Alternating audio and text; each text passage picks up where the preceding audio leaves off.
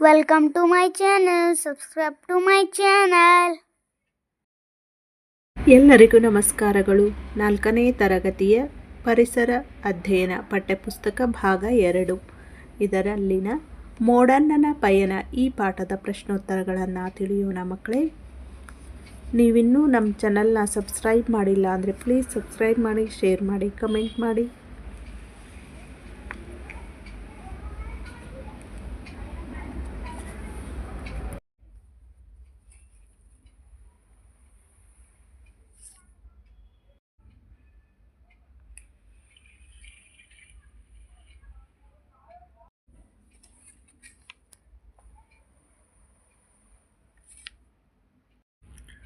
ಬೆಟ್ಟಗಳು ಮತ್ತು ಪರ್ವತಗಳ ನಡುವಿನ ವ್ಯತ್ಯಾಸ.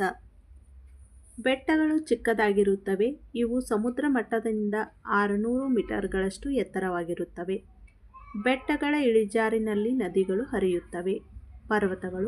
ಪರ್ವತಗಳು ದೊಡ್ಡದಾಗಿರುತ್ತವೆ. ಇವು ಸಮುದ್ರ ಮಟ್ಟದಿಂದ 1000 ಮೀಟರ್ಗಳಿಗಿಂತ ಹೆಚ್ಚು ಎತ್ತರವಾಗಿವೆ. ಪರ್ವತಗಳ ಇಳಿಜಾರು ಹಿಮದಿಂದ ಕೂಡಿರುತ್ತದೆ. ಇವುಗಳಿಗೆ ಉತ್ತರಿಸು. ಬೆಟ್ಟಗಳು ಸಮುದ್ರ ಮಟ್ಟದಿಂದ ಎಷ್ಟು ಎತ್ತರದಲ್ಲಿ ಇರುತ್ತವೆ? ಬೆಟ್ಟಗಳು ಸಮುದ್ರ ಮಟ್ಟದಿಂದ 600 ಮೀಟರ್ಗಳಷ್ಟು ಎತ್ತರದಲ್ಲಿ ಇರುತ್ತವೆ. ಎರಡನೇದು ಪ್ರಶ್ನೆ. ಬೆಟ್ಟಗಳ ಮಧ್ಯೆ ಕಂಡುಬರುವ ಆಳವಾದ ಪ್ರದೇಶವನ್ನು ಯಾವ ಹೆಸರಿನಿಂದ ಕರೆಯುತ್ತಾರೆ? ಬೆಟ್ಟಗಳ ಮಧ್ಯೆ ಕಂಡುಬರುವ ಆಳವಾದ ಪ್ರದೇಶವನ್ನು ಕಣಿವೆ ಎಂಬ ಹೆಸರಿನಿಂದ ಕರೆಯುತ್ತಾರೆ. ನಮ್ಮ ರಾಜ್ಯದ 3 ಪ್ರಸಿದ್ಧವಾದ ಜಲಪಾತಗಳನ್ನು ಹೆಸರಿಸು. 1. ಜೋಗ ಜಲಪಾತ, ಗೋಕಾಕ್ ಜಲಪಾತ, ಶಿವನಸಮುದ್ರ ಜಲಪಾತ. ಫಲವತ್ತಾದ ಮಣ್ಣು ಎಲ್ಲಿ ಕಂಡುಬರುತ್ತದೆ? ನದಿಗಳು ಮಣ್ಣನ್ನು ಹೊತ್ತು ತಂದ ಮೈದಾನ ಪ್ರದೇಶದಲ್ಲಿ ಫಲವತ್ತಾದ ಮಣ್ಣು ಕಂಡುಬರುತ್ತದೆ.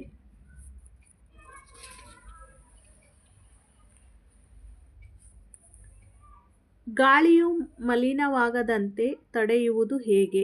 4 ಸಾಲುಗಳಲ್ಲಿ ಬರೆ. ಹತ್ತಿರದ ಸ್ಥಳಗಳಿಗೆ ಸೈಕಲ್ ಪ್ರಯಾಣ ಉತ್ತಮವಾದುದು. ಸಾರ್ವಜನಿಕ ವಾಹನಗಳನ್ನು ಬಳಸುವುದರಿಂದ ವಾಯು ಮಾಲಿನ್ಯವನ್ನು ತಡೆಯಬಹುದು. ಪ್ಲಾಸ್ಟಿಕ್ ಟೈರ್ ಸುಡುವುದನ್ನು ನಿಲ್ಲಿಸಬೇಕು. ಕಾರ್ಖಾನೆಗಳಿಗೆ ಎತ್ತರವಾದ ಚಿಮಣಿಗಳನ್ನು ಹಾಕಬೇಕು.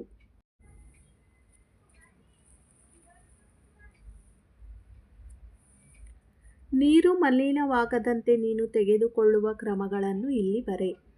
ನೀರಿನ ಮೂಲಗಳಲ್ಲಿ ವಾಹನ ದರಕರುಗಳನ್ನು ತೊಳೆಯಬಾರದು, ಬಟ್ಟೆಯನ್ನು ಒಗೆಯಬಾರದು.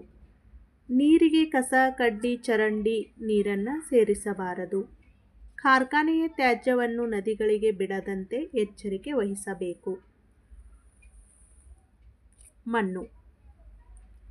ಮಣ್ಣಿನ ಮಲಿನತೆಯನ್ನು ಹೇಗೆ ತಡೆಯುವೆ? ರಾಸಾಯನಿಕ ಗೊಬ್ಬರ ಮತ್ತು ಕ್ರಿಮಿನಾಶಕಗಳ ಬಳಕೆಯನ್ನು ಕಡಿಮೆ ಮಾಡಬೇಕು. ಪ್ಲಾಸ್ಟಿಕ್ ಬಳಕೆ ನಿಷೇಧ ಕಾಯ್ದೆ ಜಾರಿಗೆ ತರಬೇಕು. ಕೆಳಗಿನ ಚಿತ್ರಗಳನ್ನು ವೀಕ್ಷಿಸು. ಸರಿಯಾದ ವಾಕ್ಯವನ್ನು ಚಿತ್ರಗಳಿಗೆ ಹೊಂದಿಸು.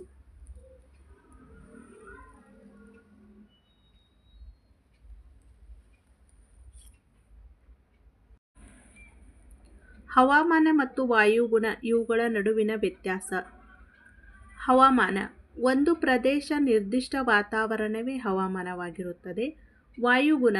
ದೀರ್ಘಕಾಲಿಕ ಹವಾಮಾನದ ಮೊತ್ತವೇ ವಾಯುಗುಣವಾಗುತ್ತದೆ. ಇಲ್ಲಿ ಕೆಲವು ಸನ್ನಿವೇಶಗಳನ್ನು ಕೊಟ್ಟಿದೆ. ಅವು ಯಾವ ಕಾಲಕ್ಕೆ ಸಂಬಂಧಿಸಿವೆ ಎಂಬುದನ್ನು ಬರೆ. ತಣ್ಣೀರಿನಲ್ಲಿ ಸ್ನಾನ ಮಾಡುವುದು ಬೇಸಿಗೆ ಕಾಲದಲ್ಲಿ.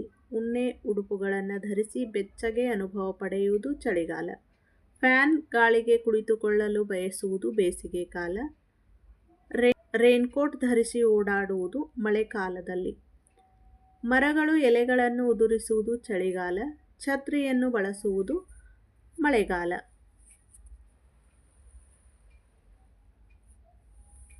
ಬೇಸಿಗೆ ಕಾಲದಲ್ಲಿ ನೀನು ಎಂತಹ ಆಹಾರವನ್ನು ಸೇವಿಸುವೆ? ಬೇಸಿಗೆ ಕಾಲದಲ್ಲಿ ನಾನು ತಂಪಾದ ಆಹಾರವನ್ನು ಸೇವಿಸುವೆ. ಎಳೆನೀರು, ಮಜ್ಜಿಗೆ, ಕಲ್ಲಂಗಡಿ, ಹಣ್ಣು, ತರಕಾರಿಗಳು, ಪಾನೀಯಗಳನ್ನು ಸೇವಿಸುವೆ. ಬೇಸಿಗೆ ಕಾಲದಲ್ಲಿ ಎಂತಹ ಬಟ್ಟೆಯನ್ನು ಧರಿಸುವೆ? ಬೇಸಿಗೆ ಕಾಲದಲ್ಲಿ ತೆಳ್ಳನೆಯ ಹತ್ತಿ ಬಟ್ಟೆಯನ್ನು ಧರಿಸುವೆ.